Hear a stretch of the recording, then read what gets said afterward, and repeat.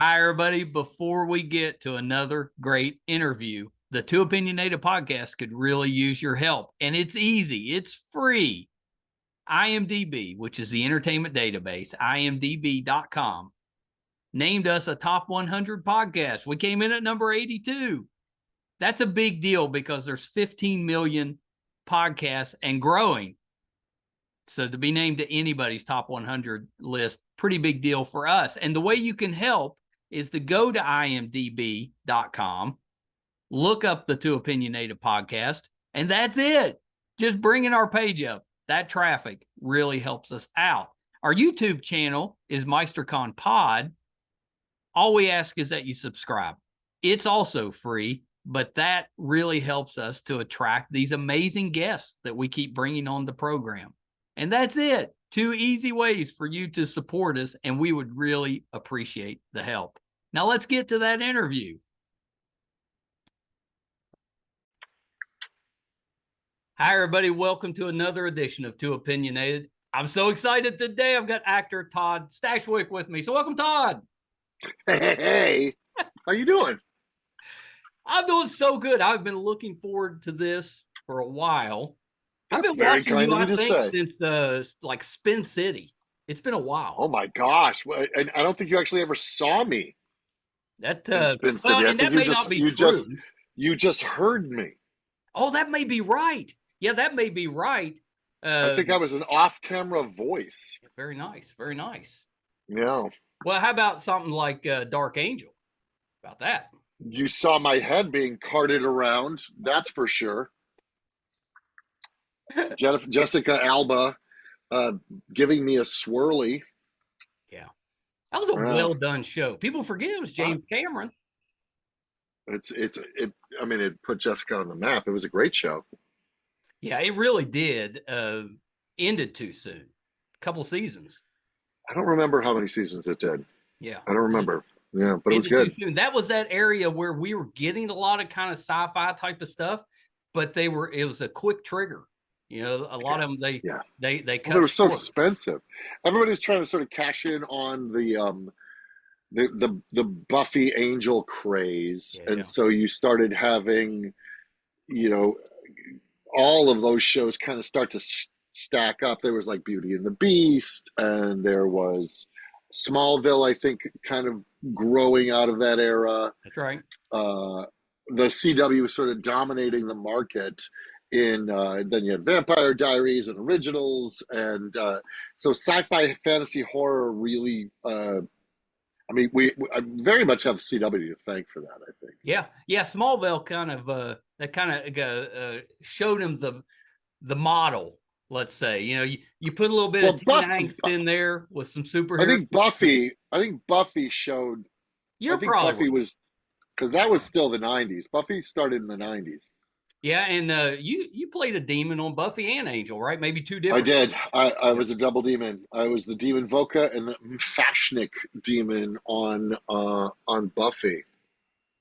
Well, and you get to say that you played Dracula on I Supernatural. did. I to some actually sort of.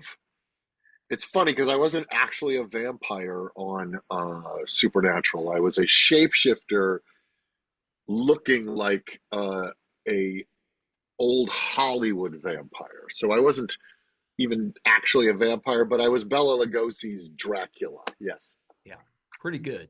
Pretty good. That's cool. You would have been a good one. I don't know if you watched What We Do in the Shadows, but I auditioned for that show. yeah, they had that one episode where they had like all the TV vampires showed up. You know, Wesley Oh, I Snipes did and not everybody's see on there. that. You'd have been good for that. That's fun. Yeah, I did not. I auditioned. I auditioned for the show, but they went a different way, as they say. You should have called me. I could have made some calls. You have that kind of pull? You have that We'll kind of find pull? out. Uh-huh. Or we would have found out. Yeah. No. So Todd, I jumped ahead a little bit. Let's back up a little bit. Tell me a little bit about what got you into acting. Such a hard profession. You've been doing it for a while. What got you into it? Holy moly. As I tell this story, my first action figures were Kirk, Spock, and McCoy from the Mego toy line Love the Mego toy line. in 1974. Yeah. And that is sort of when I think when my nerdy fuse got lit, my cousin Tori and my uncle Joe, they found kindred in young Squire Stashwick, and so they delighted in being able to supply me with all of these science fiction toys from the 70s. And I think, the Planet of the Apes, and then in Star Wars, and then I have many of those toys collected here, the Big Track, the Starbird. Um, and so my interest in imagined worlds or extraordinary worlds started rather young, and then that led to playing Dungeons and Dragons, and led to all of the glorious heyday of all that science fiction and fantasy of the late 70s and 80s. And I was a Star Wars kid, so Yeah. play acting as Han Solo, play acting playing Dungeons and Dragons. I think that's probably what my appetite for pretending. And then I remember when I was in junior high, I went to see a play. My sister was in high school, a few years older than me. I went to see a play in the high school, and I was like, that's kind of what I want to do when I get to high school. And so I immediately started auditioning for plays and jumping in on that whole that part of socialization in high school. And so that led to doing it in college and getting a degree in theater, and then which led to me going to Second City after college and doing the whole Chicago improv scene, and so on and so on and so on. And I find myself here 30 years later as a professional actor. My first professional acting job was 31 years ago. It was 1993. Yeah, when I was hired to the Second City. Yeah, that's amazing. I was let's see, I got out of college in '92. I was 90. I owned a couple comic book stores back then. Okay. That's how I put myself through school. So '93, I would have still been in that era. I shut them down in '96 when Marvel went bankrupt, because I was like, it's over. And of course, they came back stronger than ever. Huge. Never count them out. You just got to wait a cycle. You have the transporter to go with your Mego figures. It's there on the top shelf by that white hat. Yes. It was the Enterprise bridge, and it had that little transporter thing that you push the button and it would stop, and the character would be gone because it was like a little magic trick. But yeah, that was part and parcel to the whole. And then I had the Planet of the Apes treehouse as well. Oh, now I'm jealous of that. Yeah, I never had that one. That's awesome. That's pretty good. I love those. I think we're of similar ages. I mean, if you graduated in '92, so it means you were born in '70, right? Yeah, '69. Yeah, right at the end of '68. Yeah, '68. Yeah. So I was Star Wars kid too. Yeah. The Christmas '77, '78 best Christmases ever, because that's when all the Star Wars toys came. And then we had Superman the motion picture. Then we had Close Encounters. We had the Rankin and Bass Hobbit. There was Atari, Dungeons and Dragons. Like that was Galactica such back then. Battlestar. There was such a great era to be a kid, because filmmaking technology really started to catch up after Kubrick's 2001. I think there was an explosion of experimentation, and then Star Wars was kind of making good in the large commercial sense of a lot of the ground that Kubrick had broke from 2001. And so visual effects, I mean, literally the Superman movie was sold on the phrase, "You will believe a man can fly." You're right. They were selling the special effects as part of the poster and campaign. Yeah, they used to be able to buy the bubble gum, like the little packages. That had the posters, the cards. Yeah. Well, they had the movie posters you could get. Yeah. And I used to have those all over the walls, and of course they were folded like 10 times to get them out. Yeah, so they could fit into a little bubble gum. I had them up all over the place. Indeed. Yeah, those were the days, I think, because that was back. I say this a lot. You can't collecting today so much different, because back then you had to go search if you were a collector of whatever it was. Now you get on Amazon or the internet. Just go on eBay. Yeah. It just kind of killed the, I remember digging through newsstands and five and dime stores looking for certain figures and stuff for stuff. Yeah. Agreed. What do you think of all of the new Star Wars shows, movies that we're getting now? A lot of fans, kind of controversial. What's your thought on those?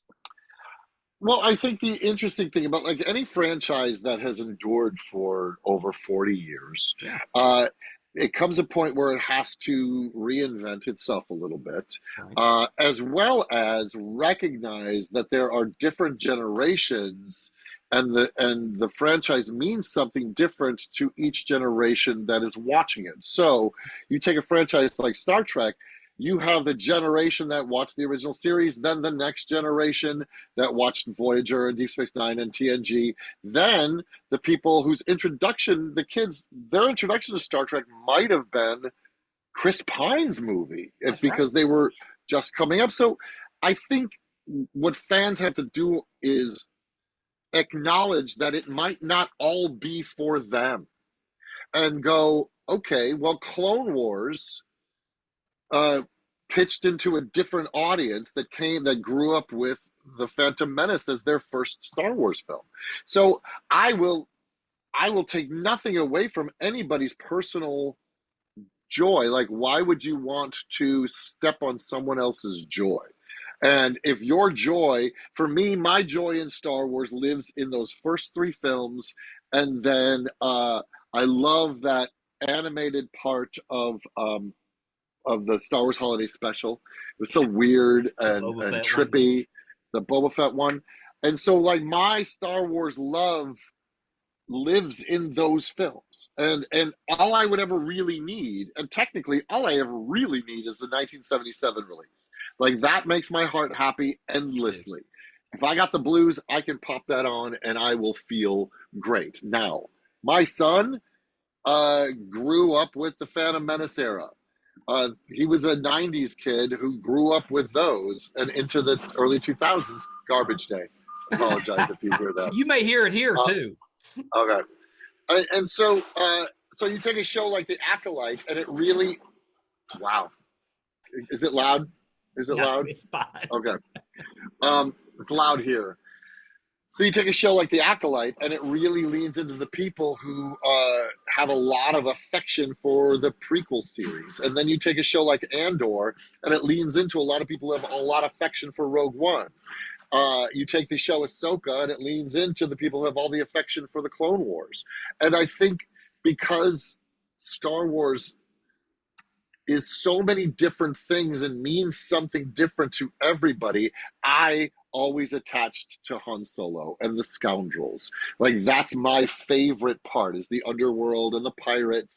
I was never a kid who wanted to play lightsaber. I wanted to play blaster with my friend being Chewbacca. And my cousin could be Luke with the lightsaber.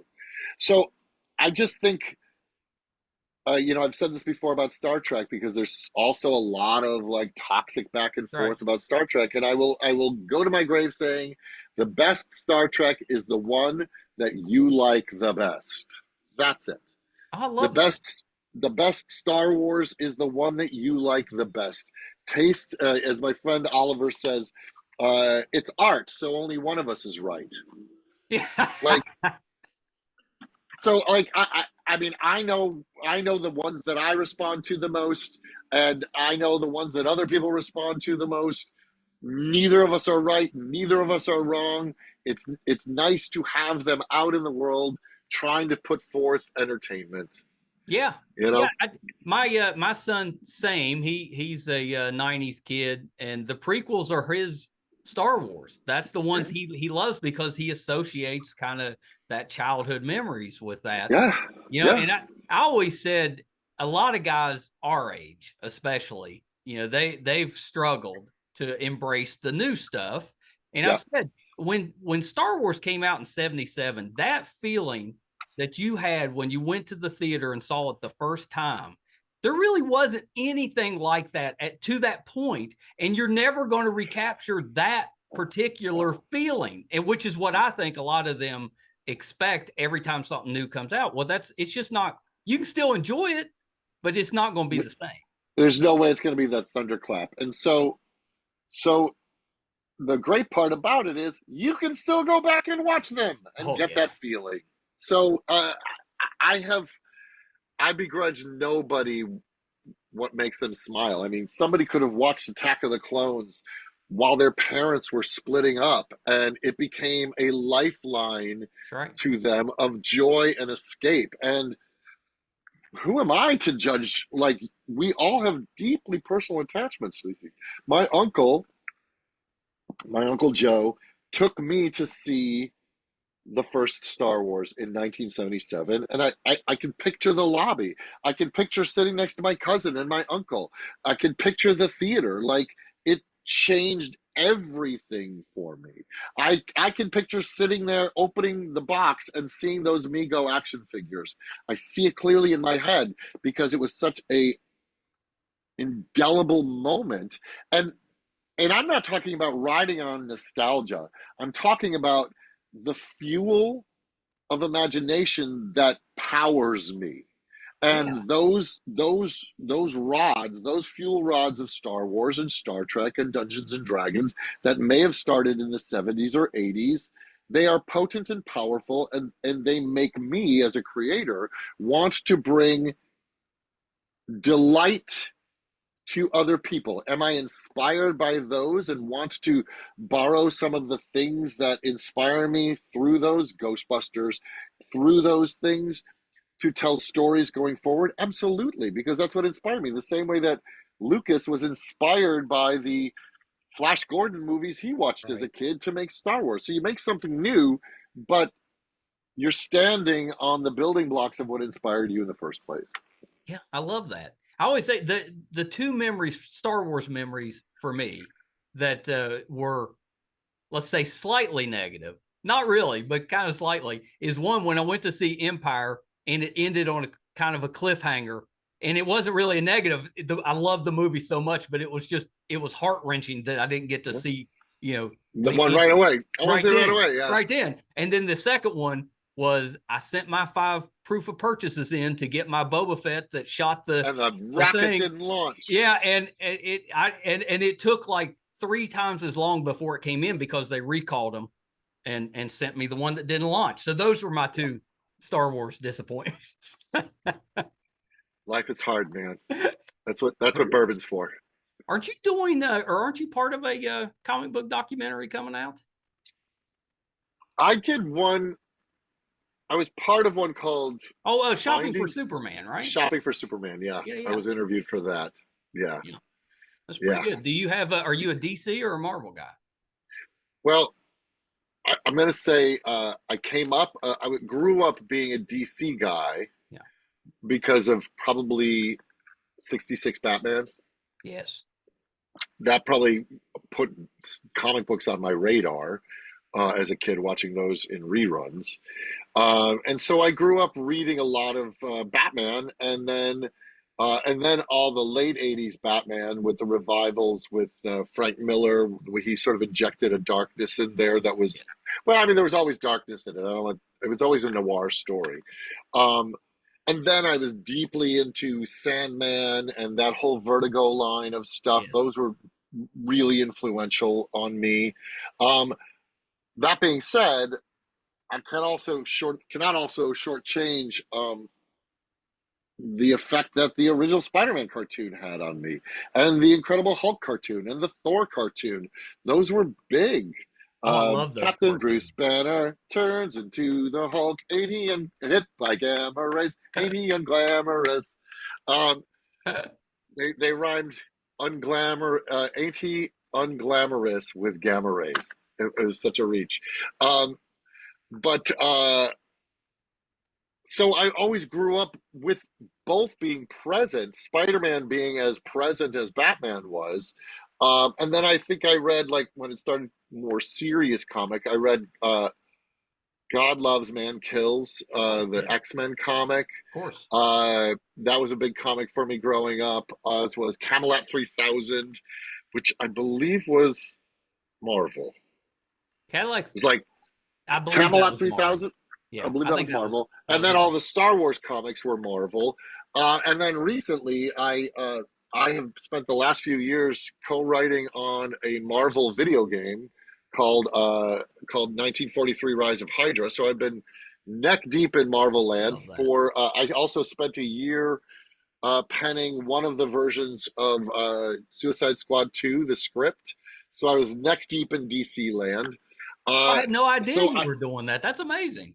yeah, I mean that's the other half of my life I spend as a writer, and so I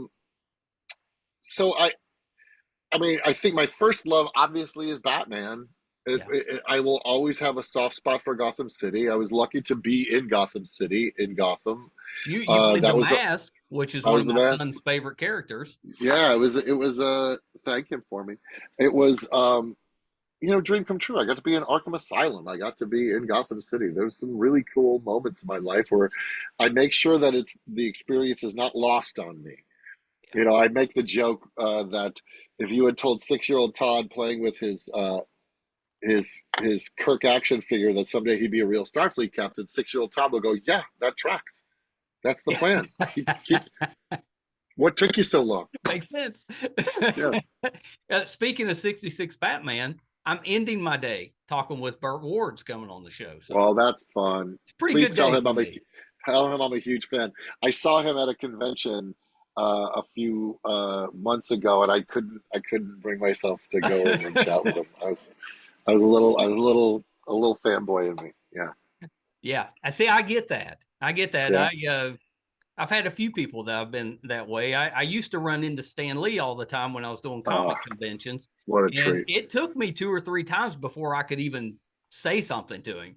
I'd go up and wave, but it took me Yeah. a little while. For me, it's always the people that I get nervous around are the people that when I was young, like when I was in my like preteens and teens, that when I like if I met Harrison Ford, I wouldn't know what to say. Bill Same. Murray, like I've worked with Mark Hamill, and I got to do a table read with Carrie Fisher, um, and so it was. So I've had a lot of bucket list moments, but it usually like I got to meet Christy McNichol, and I was Oh, amazing. nervous. I got to meet Lee Majors and Lindsay Wagner, and I was nervous. But again, all these people were on my TV screen when I was 6, 7, 8. Like Yeah. they were a big deal. I'm still chasing Aaron Gray from Buck Rogers. I That's was the on a one I I was on think a would really make me nervous. I was in an elevator with Aaron Gray, and I just was standing there. I look over and realize it was her, and I just went, "You are so beautiful!" Like I just couldn't help myself. She's Wilma Deering. Come on. Yeah, I mean, yeah. Yeah, A lot of us had those feelings at that time. yeah, Yeah. yeah. I'll tell you a quick Harrison Ford story. This one, because I know you haven't heard this one yet. It's a little racy, but not too bad. So I got a good actor friend, and one of his first roles he auditioned for 6 Feet Under. So he was 6 Feet Under always had the kind of the dead body at the beginning, and the show kind of worked around that. Well, he was the body, but he died kind of, let's say, pleasuring himself and asphyxiating. Sure, But so that was his scene. He had to play that on sure. camera. Well, the director of that episode went on to direct Hollywood Homicide with Harrison Ford. So he also got a role in that movie. The director, Harrison Ford, walks in. Director says, "Hey, come over here. I want to introduce you to Harrison." So he goes over and introduces him to Harrison Ford, and was telling him that this is Chris. He was on 6 Feet Under, and Harrison says, "Oh, I love that show. What did you play?" So that's how he met Harrison Ford. He had to tell him the role. I always love that That's hilarious. story. Hey, I have a quick technical question. I just realized I had to click OK on the recording. Has it been recording this whole time? Yeah. If I hadn't clicked OK, No, it's okay, good. recording. It's recording. Yeah, but thanks for asking. My little claim to fame is I was born in the same hospital as Harrison Ford. Oh, that's pretty So good. clearly, that hospital makes heroes. That's pretty good. I should have mentioned though. I did know you wrote or write Devil Inside, which is like Yeah, I wrote comics. Yeah, I wrote a comic with Dennis Calero. Yeah. We worked on that for quite a few years. It remains unfinished just because of life, Yeah. The story still sort of dangles, but it was a great experience to do. He was a great collaborator. Yeah. It got us a development deal with Universal Studios, Cable Productions. They bought a pilot from us about a space outer space show that we were shopping. And so it was just a wonderful experience. Yeah. Yeah, it's amazing. Speaking of Dungeons and Dragons, we haven't even got to Star Trek yet, but we'll get there. But speaking of Dungeons and Dragons, I wanted to ask you about the faster purple worm kill kill. What do you want to know? Well, just what is that about? Is that I know it's a Dungeons and Dragons show, but what's the is it? Let me think. Let me see if I've got it right. Is it they're placing kind of known people in situations as first level characters where they're fighting things that are way above that level? I mean, that's essentially the premise. It's Beetle and Grimm, which is Matthew Lillard's game company. Yeah. They do high end box sets for D&D, and they branched out. They also do whiskey now, and they do all sorts of different kinds of games. And they branched out into television, and they came up with this premise that allowed a D&D game, because a lot of streamed Dungeons and Dragons goes on for hours, and they found a way to make it kind of an hour long comedy show that had heartfelt moments. And so the way they knew they could organize it is start out first, like make first level characters, and then at the end of the game, they run into a 20th level monster who there's no way these characters could survive. And so it is a little bit of Rosencrantz and Guildenstern, or the monster at the end of the book. Like, you know where it's going, and so it's sort of fun to watch this train wreck. Yeah, I think that's a And great idea. it's great. It's great. It was so much fun. I got to do an episode of that. So much fun. When growing up, were you more a player or did you DM? I think we all took turns Yeah. growing up. Yeah. Yeah, we When did I the same. remember, We had a yeah, group yeah, that we kind of take turns. yeah. We all take turns. Yeah. We used to have. I had still have a friend that his family had a house that was born or built in like the 1840s, Uh and huh. and they put electric in it, and as a group, we just spend weekends there just about every weekend. We go in on Yep. Friday night, start playing, and go Yep. home Sunday afternoon, play the whole. Yep. Great memories. Yeah. Good Back when times. it was all, all the Gygax modules back then. Oh, agreed. Yeah, it's I came back to the game after a very long hiatus because I was one of the kids that succumbed to the satanic panic and freaked out and thought somehow this was gonna rain hellfire down upon my mortal soul. I've come to my senses since, and I came back to the game in 20. Well, I started getting ready to play again in 2017 and actually started the official game in 2018. So I've been playing now consistently for over 6 years.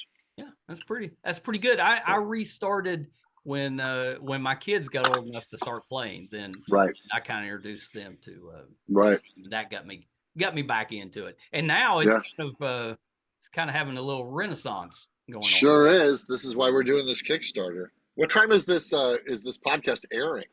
Well, my son will edit it and then we'll put it out probably first of next week. Oh, perfect. Because right now we are smack dab in the middle of a Kickstarter campaign. Oh, yeah, tell me about A it. D&D inspired. It's called Prog Core Yeah. Fantasy, Dark Age of Fear, and that is our Kickstarter campaign. It is I like to say it is a multimedia dark fantasy fantasia inspired by the entertainment from the late 70s, early 80s. So, like, the beginning for me of my love of fantasy was the Rankin and Bass Hobbit in Yes. 1977. Yeah. I remember seeing that, and that kind of opened my eyes to, like, cartoons can be more than just cute.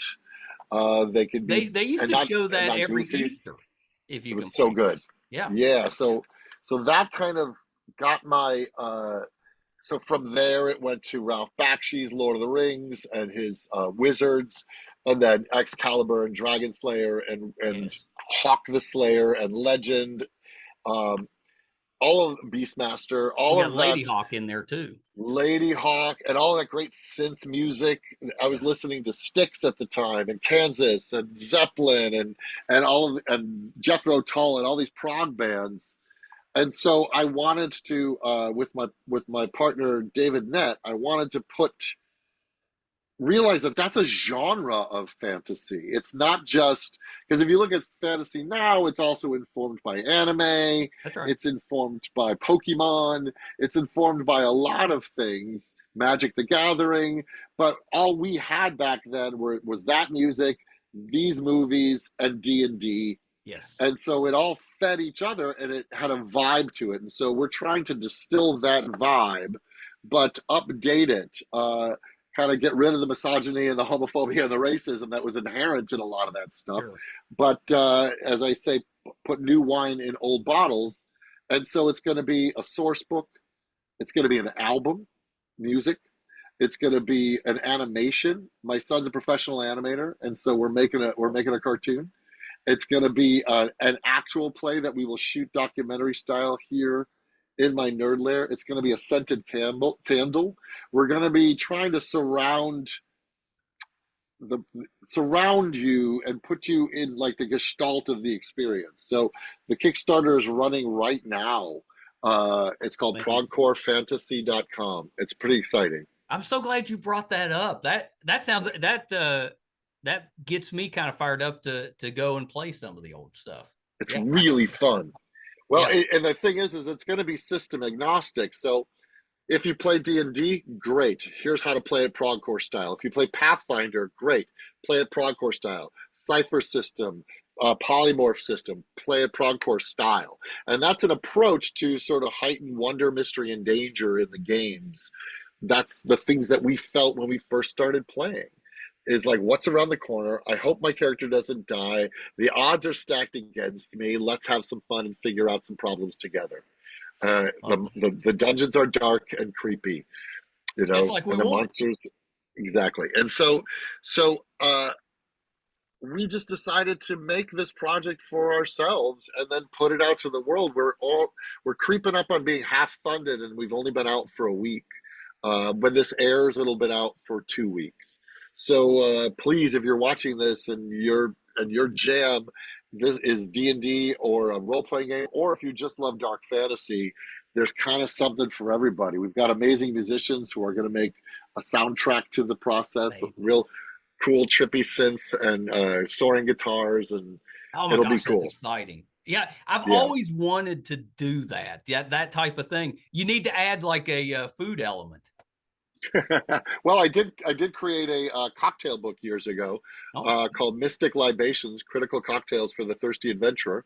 I made that with a man named Brendan Cleely, who's a former Imagineer. And so if you go to his site, traderbrandon.com, you can get the cocktail book. Oh, that's awesome. It's really fun. Lots of D&D inspired tiki drinks. Are you a Dragonlance fan? That was a little after me. I was a Greyhawk guy. Oh yeah, I love Greyhawk. When I started playing, I was a Greyhawk guy. But I've read Dragons of Autumn Twilight. I've never got to play in that setting though. Yeah, it's pretty good. It's pretty good. Yeah. And the first 6 books in that series, that's probably over 100 books now. Amazing. Yeah, those books. Yeah. I'll give you a quick Mark Singer as Beastmaster story. So Mark came on the show several years ago, and he was awesome. He was terrific. But last week I talked to Casper Van Dien, and I know Casper. He was on. And I know his wife too. Okay, yeah. He talked very highly of her while he was on the show. Oh, she's the best. She's the best. I met Jen in the lobby of the Marriott at Comic-Con. Oh, that's awesome. Yeah, I just struck up a conversation, and we became fast friends for years now. Oh, that's great. Before she had met Casper, yeah. Well, yeah. I'll have to tell him that we spoke, because he was telling me that he's on Beastmaster 3. He's on set, and Mark Singer would go off into the woods just to practice the bird calls that he would use on the show, and that just cracked me up because he's just out there doing all those calls from Beastmaster. I thought that was pretty good. Yeah. Hawk be my eyes.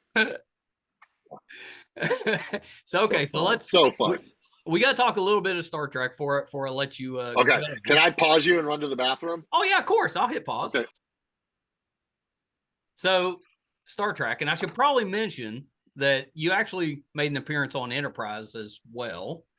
But why do you think, why did this character on Star Trek Picard resonate so well with the fans? I think somebody described him as the first Gen X captain. And I'm Gen X. I think he was so shocking in his what people perceived as insubordination. Yeah. I was not precious and respectful to their heroes. And so I think that really first made people go, what? Right. Like they sat up and, the way Shaw just casually dismissed them. Yeah. And request denied.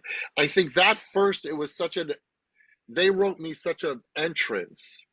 And so people immediately dislike this guy. But then they wrote this brilliant monologue that, what a gift as an actor, about my experiences with the Borg and Wolf 359 and my opinions and feelings and how much complex trauma that this man is surviving through, that suddenly it caused a change of heart in people and they changed their mind about him. Plus they wrote him really funny. And I think, and gave me such great lines like, why not? We're practically a hotel now. And any other weird shit anybody want to throw at me? Like, they gave him such a dry irreverence.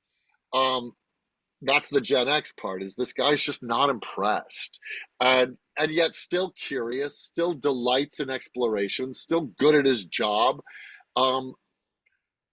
He wasn't an easy dude to love. And so I think when they did, there was such ownership on their part, because there was a change of heart within them. And it's such a testament to the writers. They wrote such an amazing role, and a testament to my scene partners and directors and the people, because no one person plays a character. Obviously, a character is part of a whole, and a character is the writing, it is the actor, it is the makeup and the costume design, it's the editor, it's the director. So it takes a staff to make one character. And I was really gifted with an amazing support group of people and given the room to do my thing. Yeah. I think a lot of us liked that they brought back Wolf 359 and kind of that lore. And we got to see the effect it actually had on people that were there. It just made it the boots on the ground. Yeah. Agreed. It was a lot. I think, and I think they managed to pack a lot of story with this guy in 10 episodes, while they were spinning the plates of all these other legacy characters, no pun intended, all these other legacy characters that I think he had such a distinct place that they carved for him. And I was just, allowed to live in it. Yeah, it's pretty great. I think Thank you. Just seeing the old crew back on screen was amazing by itself. But the fact that the show was so well written and it introduced so many just great characters, and I think new characters, a favorite for a lot of us, it was pretty great. It hurt us when we lost you. Thank you. I feel your pain. I wanted to mention you got to work with William Shatner as well on his. I did. Yeah, on the sitcom years ago. Yeah, it was fun. I got to moderate for him. He came through town, and that was one that I would have expected me to just freeze up when I was with him. But I got to have dinner with him ahead of time, and I tell people he's just Bill Shatner when you're sitting one-on-one with him. He's asking about, my family, what I do. He's curious. Yeah, he's a very curious man. And as soon as he walks on stage, that's William Shatner. He's on, and All I had to do was throw a question out. He talked for 20 minutes. I only had to ask 3 or 4 questions. It took the whole time. He runs the show. Yeah, he knows what he's doing. Yeah. Well, and I love the fact that we didn't finish till after midnight, and he drove himself to the next location, which was 4 hours away. And he's like 93. Machine. Just a machine. Yeah, just unbelievable. Loved you on 12 Monkeys. Thought I'd throw Oh, that. thank you. That that show is so dear to my heart. Yeah, so dear to my heart. Thank you. And the movie was great. It's and so we had the opportunity to take what was great about the movie and then add our own original mythology to it. You know, pretty cool. Enjoyed you on Justified, Men of a Certain Thank you. Which I think is an underrated show. We're doing a 12 Monkeys reunion at Star Trek Las Vegas. We've got myself, Amanda Schull, Aaron Stanford, Kirk Acevedo, and Emily Hampshire all getting together to and Terry Metalis, obviously, to have a panel and do photos. It's the first one of its kind, so it's going to be fun. It's sort of a little mini con within the greater Star Trek con. I love that. Yeah, Were you a Schitt's Creek fan? I was. I mean, Emily, come on. Yeah, she was amazing. She's so good. Yeah. That was when I watched the first episode and I was like, I can't stand these people. This is terrible. And then by the second episode, I was like, I love these people so much. yeah. Story of my life. Yeah. Yeah, it was a great show.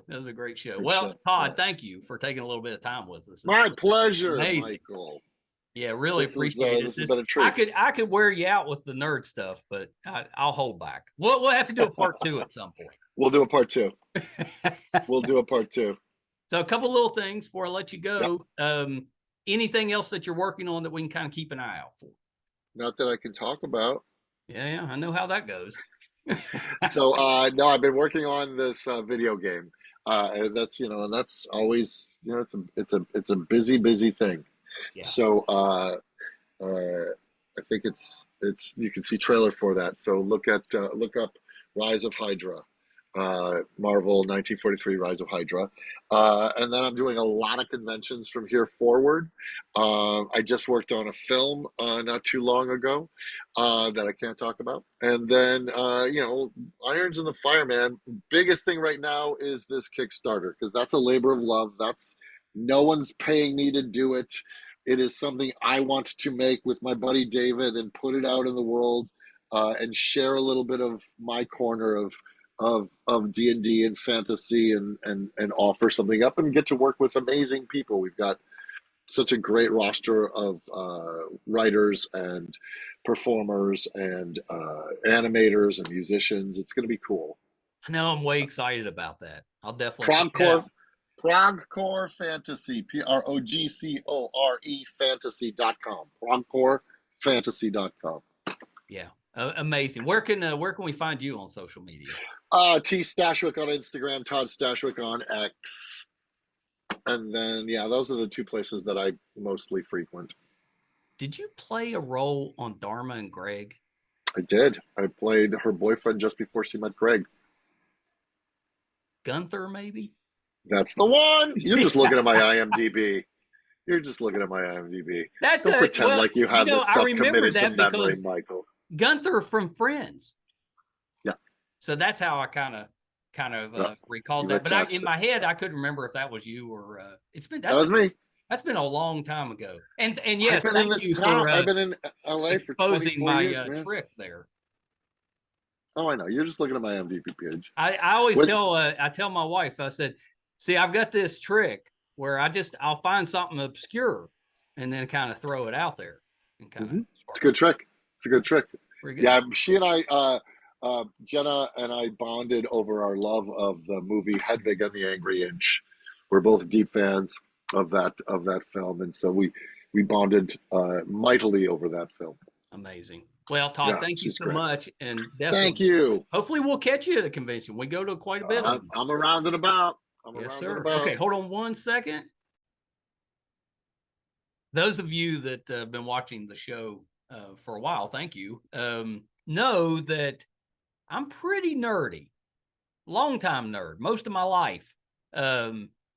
Sometimes I have a little trouble containing that, so I did the best I could there. Hopefully, you enjoyed that, and Todd had a good experience. You know, it's difficult for me not to just dive right in, but he was amazing. He was just terrific, and we got to hit a lot of subjects that I wanted to. I mean, he's such a nerdy, geeky guy, and we're of similar age, so it's fun talking about growing up in the 70s and the 80s. Just terrific.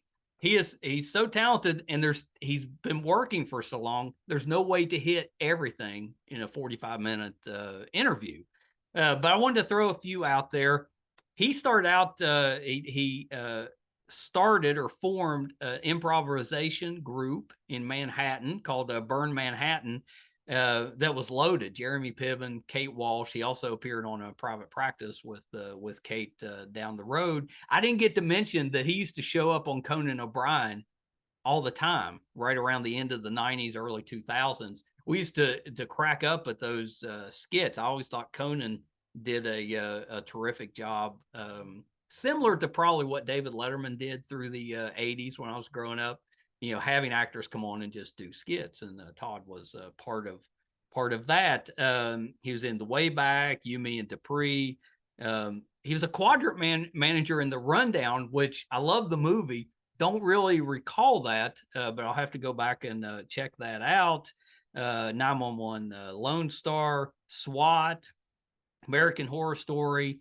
Let's see, Mayans MC, Warehouse 13. Love that show.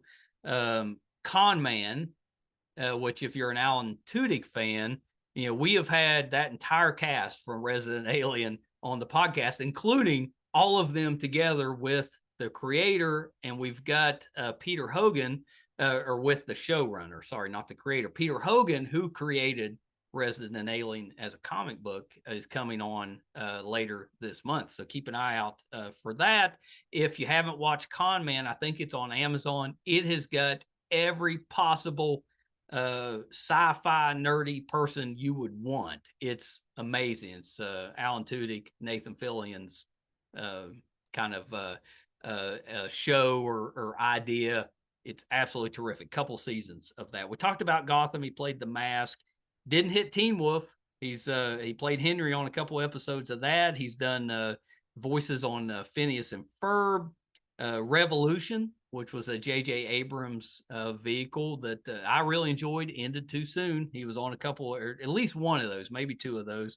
Talked about Justified. He was Demon on Angel and Buffy, two different ones. He's been on Leverage, CSI Miami, Burn Notice, Law and Order. I'm reading some of these now because I can't remember all of them. CSI New York, Heroes. I can't believe he played Eli on Heroes. I didn't bring that up. You know, Heroes first season, amazing, just amazing.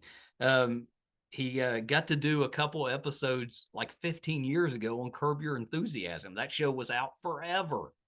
Love that. He had an episode of Sarah Connor Chronicles, which was a really good show. Psych, which those of you who have been watching know is Brett's favorite show. He made an appearance as Frank Jim on Psych. Enjoyed that. He was Steve on How I Met Your Mother. And then, yes, Spin City, which, you know, my mind plays tricks on me. So when I saw that, I was like, oh, I've seen that. Didn't remember he's just a voice on there, but very good. He also did an appearance on Boston Legal, which was William Shatner's show as well. So I hope you enjoyed that. I absolutely, one of my favorites. That was just terrific. I love talking the nerdy stuff, especially with guys my age, because we've got similar, you know, reference points. So that was a lot of fun. If you're finding us for the first time, really happy that you're here. Hope you enjoyed it. I've got good news for you. We put out episode 801 yesterday. So we've been doing this for 5.5 years. We normally put out about 4 episodes a week. And we've had probably closing in on 1,000 guests, you know, a lot of panel interviews in there. So please check us out. I think you'll find other actors that you're fans of or that you should be fans of. So definitely check that out. Our YouTube channel is MeisterCon Pod. If you go there, please subscribe. It's free, really helps us out. Our website is meistercon.com. You can find all 801 episodes, audio and video versions. It'll let you know if we're doing something in studio, if we're going on location, if we're covering a convention, maybe we're going to see Todd at a convention. All that'll be on the website, meistercon.com. IMDb, which is the entertainment database, recently, Todd brought it up. He was calling me out on it. IMDb.com recently named us a top 100 podcast. We came in at number 82. So proud of that. There's 15 million or so podcasts out there. It grows every day. To be recognized on anybody's top 100 list, pretty special. If you go to imdb.com, look up the Too Opinionated podcast, it'll let you know everybody that's been on the show. You can kind of check us out that way. It's free, and that traffic on the page helps us out. Thank you guys so much. I probably should mention that Todd joins a long list of Star Trek actors that we have had on the show. We do have a Star Trek playlist. So if you go to our YouTube channel, MeisterCon Pod, look up that Star Trek playlist. There's probably 25 or 30 interviews on there with Star Trek actors, including most of the doctors. So definitely check that out. Thank you guys so much. Till next time. Bye, everybody.